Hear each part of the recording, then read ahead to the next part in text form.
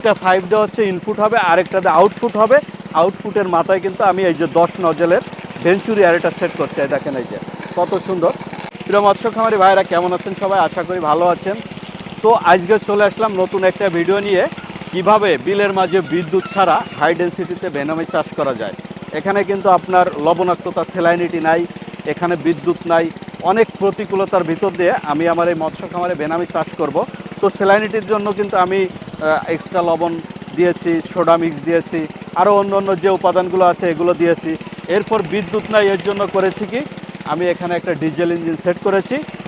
এভাবে যদি মাছ চাষ করা হয় তাহলে কিন্তু আসলে লস হয় না। এখানে 50 শতক জায়গা, আমার ইচ্ছা আছে আমি 50,000 ভেনামি পোনা স্টক করব। আজকে কিন্তু আমরা ট্রায়ালে দিচ্ছি ভেঞ্চুরিটা।